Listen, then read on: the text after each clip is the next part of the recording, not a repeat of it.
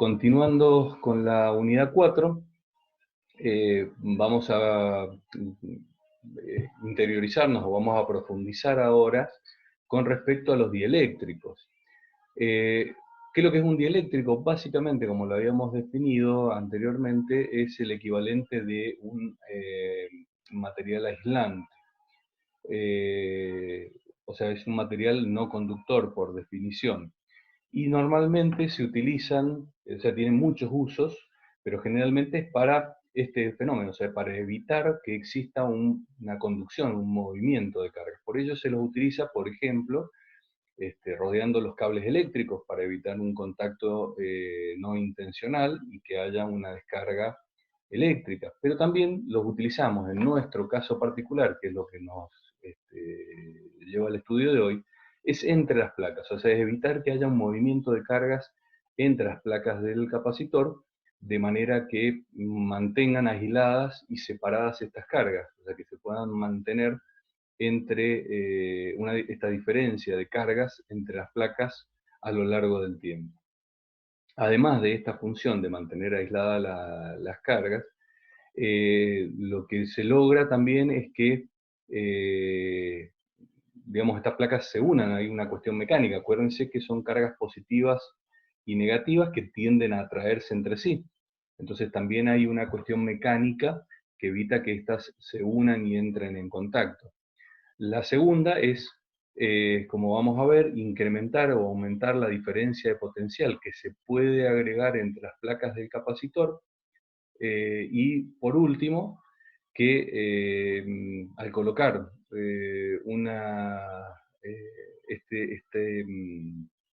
material dieléctrico, material aislante, entre las placas, lo que se logran es reducir el tamaño de los capacitores. Recordemos que en realidad ahora los habíamos estudiado en el vacío, pero como, digamos, en la práctica normalmente cuando no tenemos un material físico aislante, lo que tenemos es aire, el aire son gases, los gases se pueden ionizar y bueno, uno de los efectos que se puede producir, como vimos, es que este gas que normalmente se comporta como aislante, al ionizarse se comporte como un conductor, como vimos en el efecto punta o el efecto pararrayo que describimos en el capítulo anterior.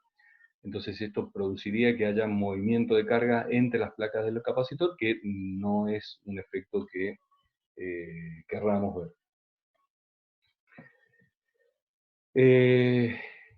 Entonces, cuando se produce esto, o sea, cuando un material que normalmente no debería conducir o no permitir, digamos, la movilización de cargas eléctricas a través de un proceso como por ejemplo la ionización, comienza a conducir estas cargas eléctricas, se produce un fenómeno que se denomina ruptura del dieléctrico.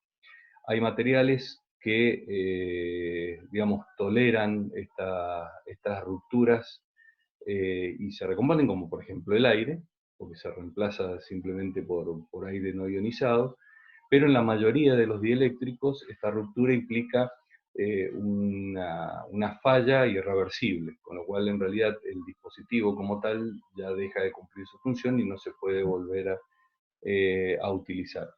Entonces vamos a estudiar estos materiales para ver cómo podemos utilizarlo en función de estos materiales que los vamos a utilizar para la construcción de los mismos.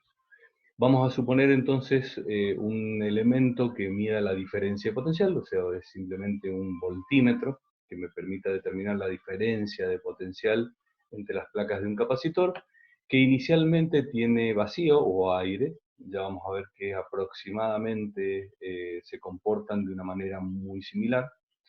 Y luego lo que hacemos es reemplazar o ubicar en el espacio entre las placas un material dieléctrico. Bien, por ejemplo, podría ser vidrio, parafina, poliestireno, o como podemos ver también, quizás reemplazarlos con aceite, o sea, sumergir estas placas en un baño de aceite aislante, como el que se usa en muchas aplicaciones en electricidad.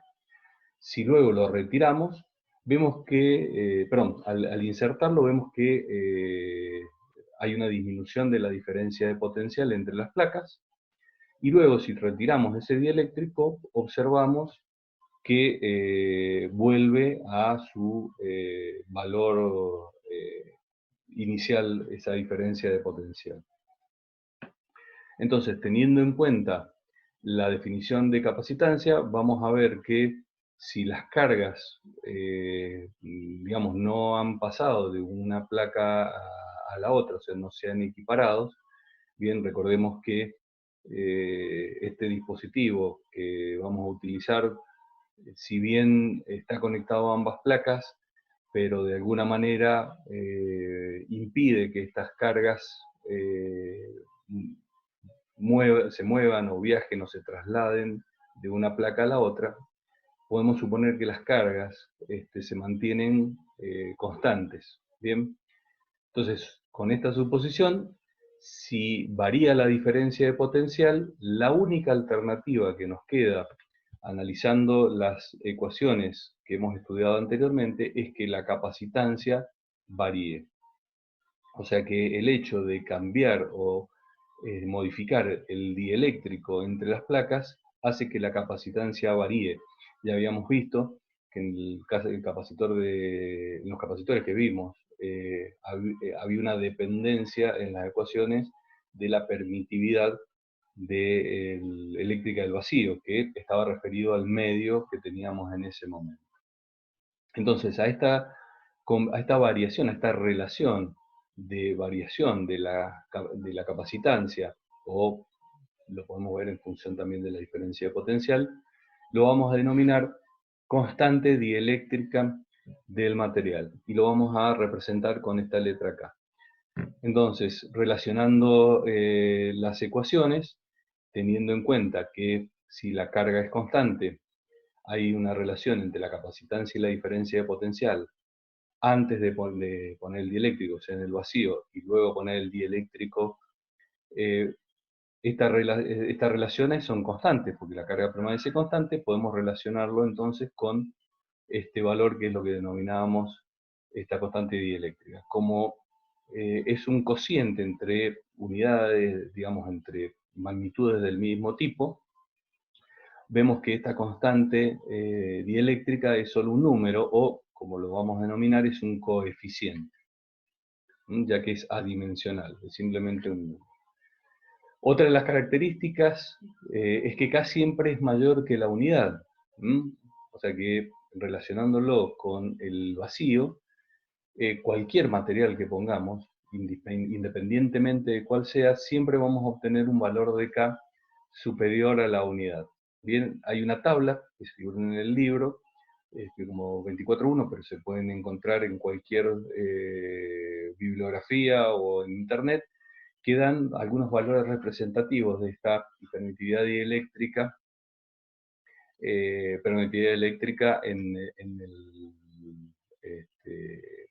para distintos materiales. Por ende, en el caso del vacío, esta constante dieléctrica es igual a la unidad, que sería el valor menor que yo puedo obtener.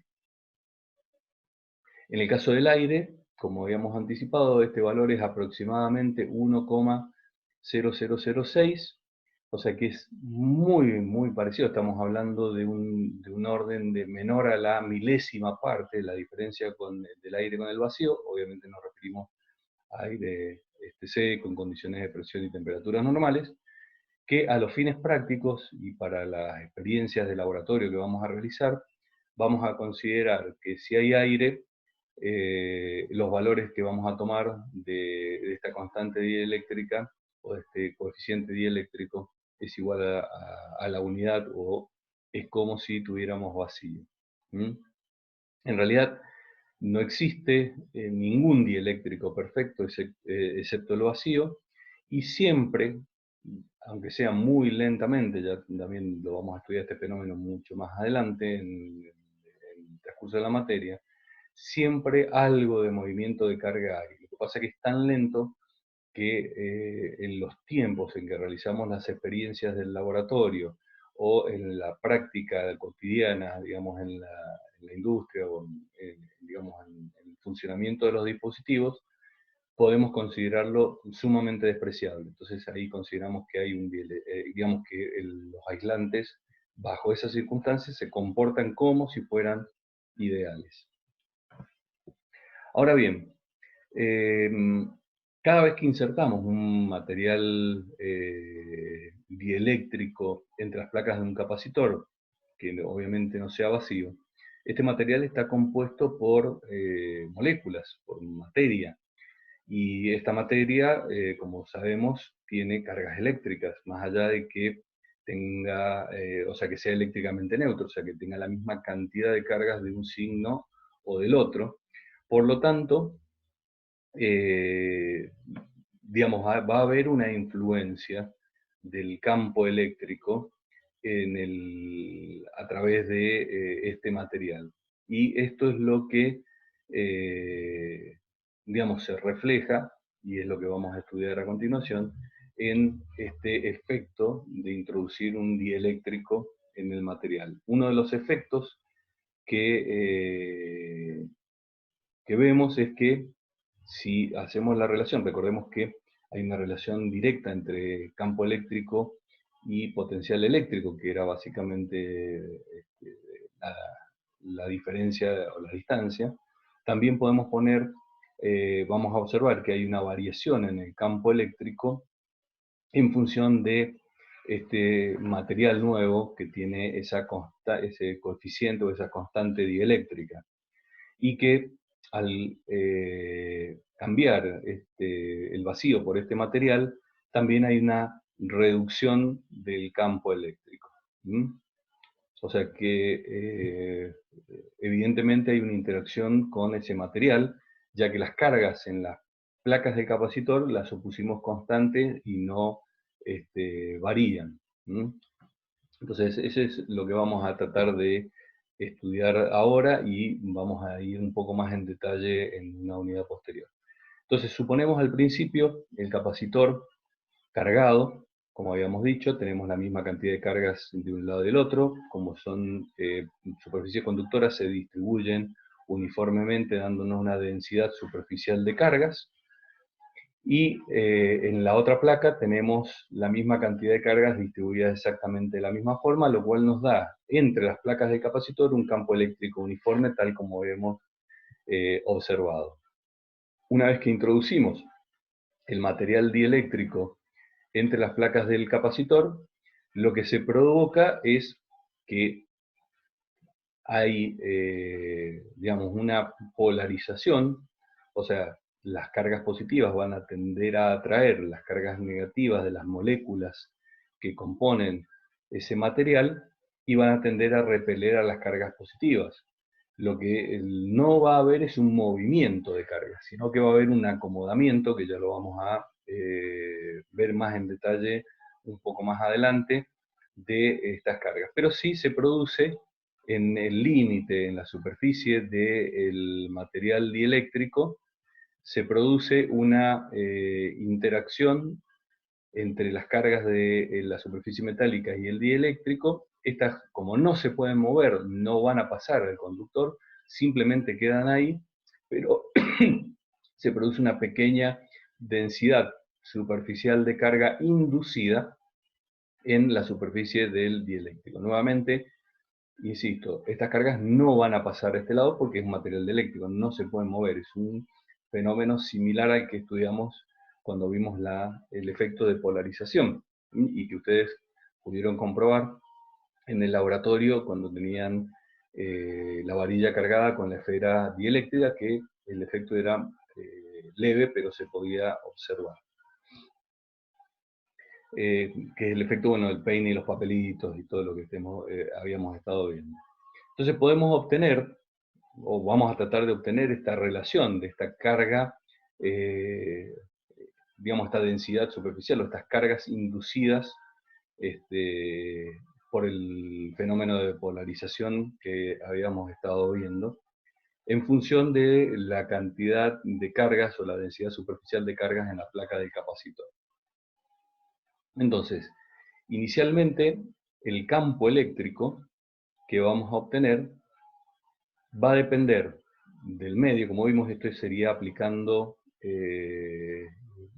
digamos, la explicación que habíamos obtenido del campo eléctrico en placas paralelas. Lo vimos en los capítulos anteriores, e inclusive lo podemos demostrar, como vamos a ver más adelante, a través de la aplicación de la ley de Gauss, que el campo eléctrico es la carga neta dividida la permitividad eléctrica en este caso de el vacío. En el caso del dieléctrico, lo que teníamos era que el campo eléctrico era la carga neta, que en este caso eran solamente las cargas en las placas de capacitor dividido el vacío. En el caso del campo eléctrico, una vez que ponemos el dieléctrico, la carga neta que vamos a obtener en el límite, en la frontera entre los dos, es la carga de la placa menos la carga inducida. De esta manera, al combinar las ecuaciones y con esta relación que habíamos obtenido entre campo eléctrico en el vacío y con el dieléctrico, llegamos a esta expresión en donde la carga, mejor dicho, la densidad superficial de carga inducida en el dieléctrico va a depender evidentemente de la densidad superficial de carga en las placas, pero también va a depender del tipo de material con que esté hecho el dieléctrico. Vamos a denominar entonces como permitividad eléctrica o simplemente permitividad de ese dieléctrico a la relación que tiene con el del vacío a través de este coeficiente o esta constante dieléctrica. De tal manera que podemos expresar que el campo eléctrico, en el caso del vacío, es la carga de las placas, pero afectada ya no con respecto de la permitividad del vacío, sino que la permitividad del dieléctrico que tengamos entre las placas. En el caso del vacío, habíamos dicho que K era igual a 1, con lo cual la permitividad del vacío es el valor que habíamos obtenido. En alguna bibliografía también lo van a encontrar acá como permitividad relativa. ¿Por qué relativa? Porque en realidad, fíjense que pone en función a la permitividad del material, o la permitividad absoluta, en función de la permitividad del vacío a través de un coeficiente, a través de un número que relaciona las ambas.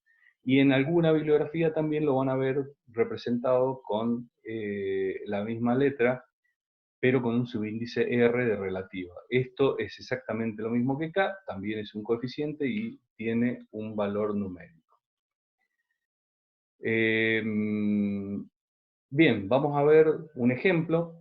En el ejemplo 2410, lo que nos propone es un capacitor de placas paralelas con dimensiones, en donde tengo 2 metros cuadrados de superficie, están separadas un centímetro. Establezco entre las placas una diferencia de 3000 volts, de 3 kilovolts, y al reemplazar el dieléctrico del vacío con un plástico aislante, esta diferencia de potencial cae a 1000 volts. Entonces lo que nos pide es calcular cuál era la capacitancia original, la cantidad de carga que tenía inicialmente, cuál es la capacitancia que queda luego de haber insertado el dieléctrico, qué constante dieléctrica tiene ese material, cuál es la permitividad absoluta de ese material en definitiva, la magnitud de la carga inducida en cada cara del dieléctrico en la frontera con la placa de capacitor, el campo eléctrico original y el campo eléctrico con posterioridad. Utilizando las ecuaciones del capacitor de placas paralelas, obtenemos la capacitancia. Fíjense que acá los hemos expresado en picofaradios, que es por 10 a la menos 12. Acá, si bien está a la menos 10, si corremos la coma a 2 lugares, tenemos a la menos 12, por eso también lo podemos poner en función del picofaradio, que son unidades científicas de medición. En el caso de la carga, aplicamos la relación de la capacitancia con la diferencia de potencial que teníamos inicialmente y obtenemos la capacitancia con el dieléctrico de vacío. Una vez que insertamos el dieléctrico, suponemos que las cargas no se modifican, ya que no pasan al dieléctrico ni del dieléctrico a la carga, pero sí observamos una diferencia de potencial, con lo cual la capacitancia, evidentemente, si disminuye la diferencia de potencial, la capacitancia se modifica, dado que las cargas son constantes. La constante dieléctrica es la relación, como habíamos visto, entre las capacitancias, o bien lo podemos ver en función de la variación de la diferencia potencial. En todos los casos nos da un valor de 3. Como vemos, es adimensional, no tiene unidades, y es mayor que 1, que era otra de las características que teníamos como parámetro para ver si los resultados son lógicos, son razonables. Aplicando la expresión que habíamos visto, la permitividad del material, o la permitividad absoluta, es el coeficiente de permitividad por la permitividad del vacío. En este caso, fíjense que lo hemos expresado como Coulomb cuadrado sobre Newton metro cuadrado, pero bien lo podríamos haber expresado en función de Farad por metro, como también habíamos visto anteriormente. Para obtener la densidad, la carga inducida, bien, lo que hacemos es simplemente multiplicar en la expresión de densidad volumétrica de carga que habíamos visto por el área en ambos lados y obtenemos simplemente la carga. ¿Mm? Entonces, vemos que la carga es de 0,3 microcoulomb, o 3,54 por 10 a la menos 7, como hemos visto acá. El campo eléctrico lo obtenemos en su relación con la diferencia de potencial, dado que la distancia entre las placas, que es donde vamos a tener aplicada esa diferencia de potencial, es constante, el potencial eléctrico, el campo eléctrico es constante, entonces esta relación se va a mantener en el caso del vacío. Cuando aplicamos el dieléctrico, al variar la diferencia de potencial, varía la intensidad de campo eléctrico, y lo podemos obtener de todas estas maneras, o sea, relacionándolo entre la densidad de cargas de las placas del capacitor y la permitividad eléctrica absoluta del medio, lo podemos obtener como la carga neta sobre la densidad del vacío, que era otra de las expresiones que habíamos visto al principio, o bien simplemente relacionando los campos eléctricos antes y después de colocar el dieléctrico en función de de ese coeficiente o esa capacidad, la permitividad relativa.